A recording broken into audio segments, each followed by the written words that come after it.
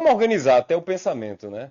Tá na moda e tem algumas razões por que tá na moda, né? A gente tava conversando isso agora nos bastidores antes de começar. Foi um transtorno, não só o TDAH, né? O neurodesenvolvimento, toda a questão da neurodiversidade, ela passou muito tempo sem diagnósticos. Então as pessoas eram tratadas como o limitado, o retardado, ou a pessoa extremamente impulsiva, é a pessoa que só quer saber de farra. Então, outros nomes eram dados para isso tudo, né? Então, hoje são as pessoas que têm autismo, bipolaridade, TDAH, entre várias outras neurodiversidades, né? Que a gente tem aí transtorno borderline, que tem altas habilidades, superdotação, enfim, tem vários transtornos e que não tinha nome. Então, os nascidos nos anos 80, acho que eles também são de 80, né? 90, 2000, no Brasil, a maioria das pessoas não foram diagnosticadas, né? Então, a título de curiosidade, a idade média de diagnóstico de mulheres é em torno de 36 a 38 anos no mundo. Então vejam o quão pouco as pessoas eram diagnosticadas. E agora, óbvio que está muito mais em evidência e a internet ajuda demais a disseminar toda essa informação. As pessoas começam a se diagnosticar, as pessoas começam a perceber que elas têm muito mais características, é muito mais fácil a informação estar acontecendo, não só sobre transtornos, né, transtornos e comportamentos de TDAH, mas como todas as outras informações. Então, tem muita informação de qualidade sendo disseminada, mas tem muita informação que não é de qualidade. Então, é interessantíssimo que as pessoas vão atrás de informação de qualidade também, para não estar aquela de achando que por eu ter um comportamento de desatenção, de impulsividade, de procrastinação, automaticamente eu tenho TDAH. E não é bem assim, né? E busca logo no Google, né? Vê a primeira informação que chega lá. Pois é, porque às vezes é engraçado algumas características do TDAH, mas o TDAH é muito sério. Exato. É muito sério de verdade, entendeu? Então as pessoas têm que entender que para ser caracterizado TDAH, tem todo um critério para ser diagnosticado TDAH. Não é simplesmente o autodiagnóstico e a pessoa já querer ali utilizar medicação. Não, existem várias alternativas. Enfim, então... Podemos até, já que você entrou nesse assunto, né, em primeiro lugar, até reforçar o que você falou aí, né, de informação de qualidade, né? Inclusive é o que a gente sempre busca trazer aqui no podcast, né? Pessoas especialistas na área. A gente trouxe o Cadu aqui para falar de autismo, a gente trouxe recentemente uma psicóloga também para falar de crise de ansiedade, enfim. E hoje a gente está tendo o prazer de falar contigo, então realmente é esse o nosso objetivo. Agora, estou falando, né, nessa questão de diagnóstico vamos dizer especificamente o seu caso, que aí você entrou para entender um pouco sobre o assunto, acabou se aprofundando. Como é que foi isso na tua vida? Pois é, o meu foi, não digo diferente, porque quando você encontra seus iguais, você vê que muitas histórias vão se cruzando no meio do caminho, né, e vão ficando muito parecidas. Que eu sempre tive uma busca constante por conhecimento, né, como se faltasse alguma coisa, uma busca de tá faltando alguma coisa, o que falta muitas vezes, é uma suplementação que está faltando, o que falta é uma dieta ideal, o que falta é tal tipo de exercício, e você fica sempre nessa busca de que está faltando alguma coisa, porque desde os meus 21, 22 anos eu mudei meu estilo alimentar, eu comecei a fazer exercício físico diário, eu faço meditação há mais de 10 anos, eu trabalho com métodos, com gestão desde os meus 21 anos, mas sempre ficava numa situação de tá faltando alguma coisa, eu não consigo desenvolver meu potencial máximo. E depois do meu diagnóstico, eu vou contar a história de meio de indo para trás, para frente, que é um jeito meio TDAH de contar a história. E depois do meu diagnóstico, eu entendi muito claro que, na verdade, não faltava nada. Faltava simplesmente era o diagnóstico TDAH fechar. E foi muito interessante, né? Porque essa busca constante por um conhecimento me levou, óbvio, a entender de muito assunto extremamente importante, mas estudar muita coisa que não tinha sentido nenhum. Porque as pessoas com TDAH também têm uma questão muito forte com autodidatismo, de querer fazer as coisas sozinhas, de achar que são autossuficientes. E isso é muito arriscado também, essa história da autossuficiência, né? Dizer, ah, não, eu não preciso de apoio. E às vezes as pessoas estão em dores imensas e achar que não precisa de apoio. Não preciso de apoio, não. E às vezes ficar valorizando muito tempo o sofrimento. Ah, não, eu valorizo o sofrimento. Ah, não, deixa aí, eu me resolvo sozinho. Ah, não, eu vou me automedicando ao longo da vida, utilizando substâncias, utilizando lícitas e ilícitas. Então, o uso de drogas, pessoas com TDAH, é em torno de 4 vezes mais alto do que as pessoas normais, entendeu? Comuns, que não tem nenhum tipo de transtorno. Então, isso é muito comum nas pessoas com TDAH, entendeu? Então, no meu diagnóstico, foi em cima também de uma compulsão, que eu tinha compulsão, estava fazendo compulsão com exercício físico e ao mesmo tempo compulsão alimentar. E na verdade a compulsão com exercício físico já estava vinculada com a compulsão alimentar. Estava treinando para triatlon, tinha dia que eu treinava mais de 5 horas por dia. E aí chegou um momento que eu disse, não, tá tudo errado, tinham outras coisas na vida acontecendo, meu pai internado na UTI do hospital, há pouco tempo atrás eu tinha quebrado um negócio grande, então, naquela de querer ter controle de tudo, ser suficiente, e aí eu via que estava completamente fora do controle já as coisas, né? Então, eu busquei ajuda psiquiátrica e comecei a fazer terapia, e eu passei algum tempo, então percebam, eu busquei profissionais de qualidade, profissionais de qualidade. E mesmo assim, eu não tive diagnóstico de TDAH. Então, e muitas vezes isso é extremamente arriscado, por quê? Porque eu era uma pessoa que tinha resultados. Então, por ter resultados na vida, né, em outras áreas, as pessoas muitas vezes os profissionais não estão preparados para estar fazendo aquela anamnese correta. E muitos não estão preparados. Essa que é a grande questão também das pessoas com TDAH, né? Elas vão em profissionais e não necessariamente que o profissional é ruim em tudo, entendeu? Porque você pega a psiquiatria, você pega a psicologia, é extremamente amplo. A neurologia é extremamente amplo.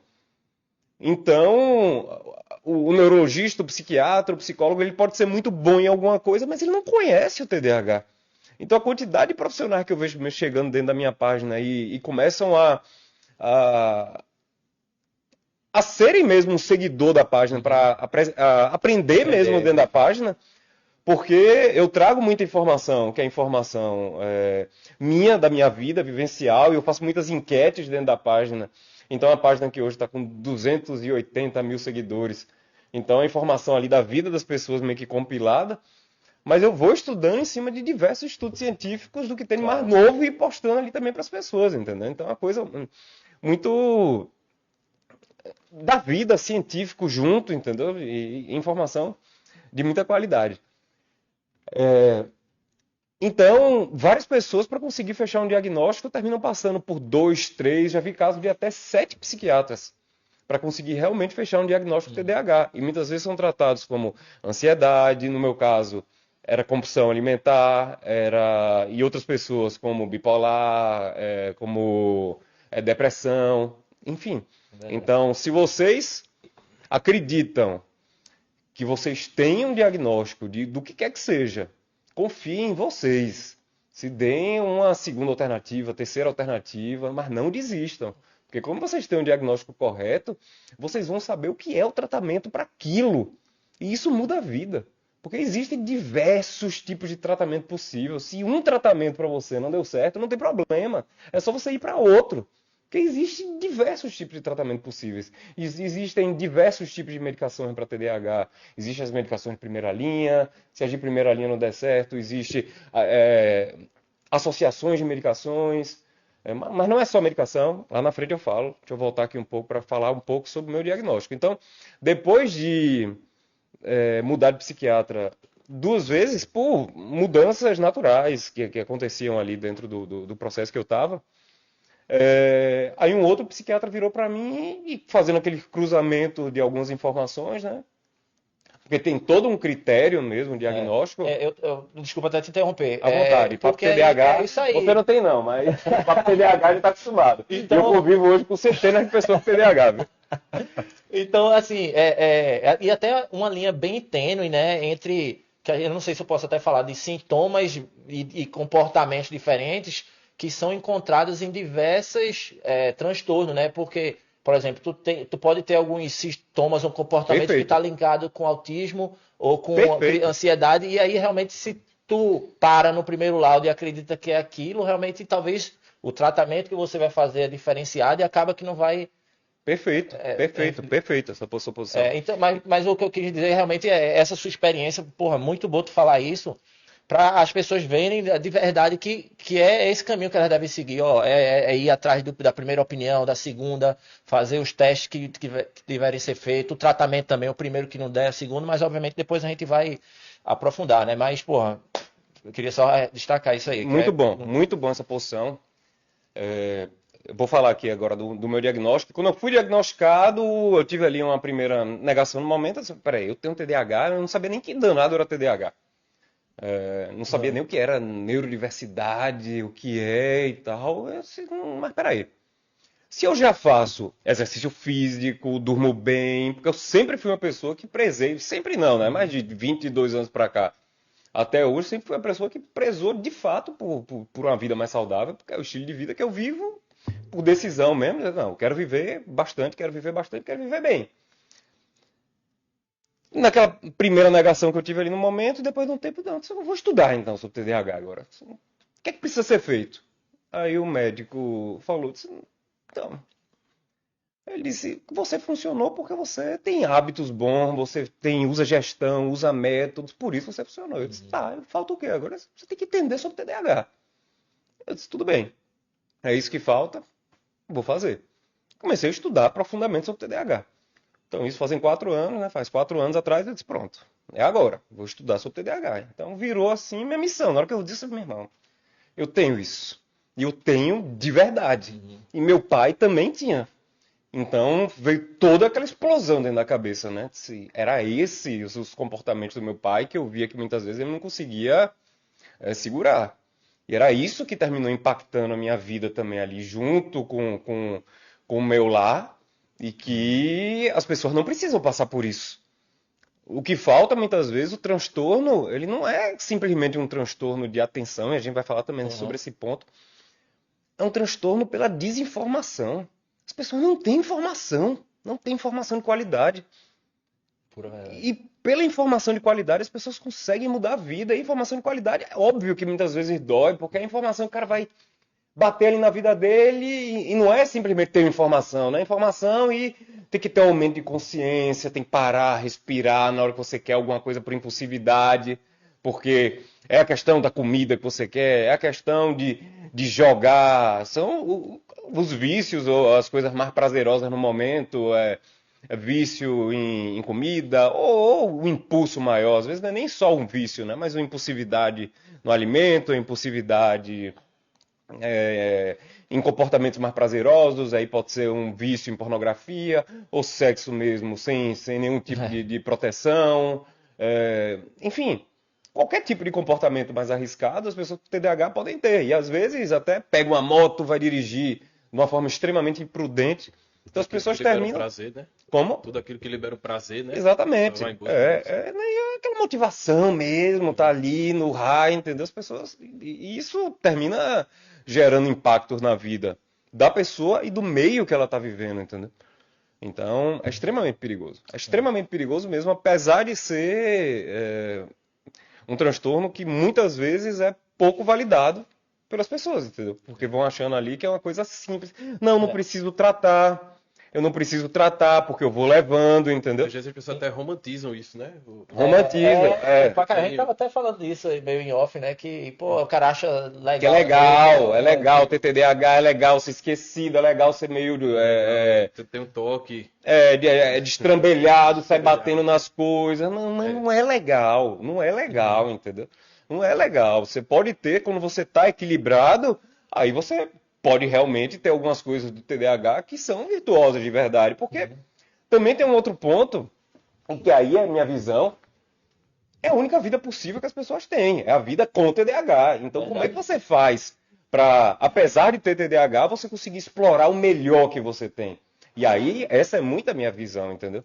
Como é que você faz isso? E as pessoas com TDAH, realmente, elas têm uma criatividade melhor. As pessoas com TDAH, elas têm uma empatia melhor. Elas têm uma humanidade com as outras. Elas terminam comprando brigas, umas brigas sociais maior do que as outras pessoas, entendeu? Então, tem algumas questões para o empreendedorismo mesmo. O empreendedorismo, TDAH, é uma força muito grande para os empreendedores. Exatamente, muitas vezes, fazerem conexões que uma outra pessoa demora muito mais tempo para fazer, entendeu? Rápido. Então, tem alguns estudos que mostram isso claramente, entendeu? Que pessoas com TDAH têm uma predisposição para empreendedorismo muito maior. Ah, isso é de todo bom? Não, não é de todo bom. Porque empreendedorismo também, se você para analisar, as pessoas que são empreendedoras têm um risco muito maior de aumento de ansiedade, ter depressão, enfim, tem outro lado da moeda, como tudo, entendeu? Mas você sabe usar seu cérebro? Essa que é a grande questão. Você entende bem o que é o transtorno? Essa também é outra questão, entendeu? Então, voltando lá para a questão do meu diagnóstico. Então, quando veio o meu diagnóstico, eu disse, poxa, tem vários comportamentos meus ali que é TDAH e a gente tem que aprender a usar isso e eu vou começar a falar sobre TDAH. Nossa. E aí, foi.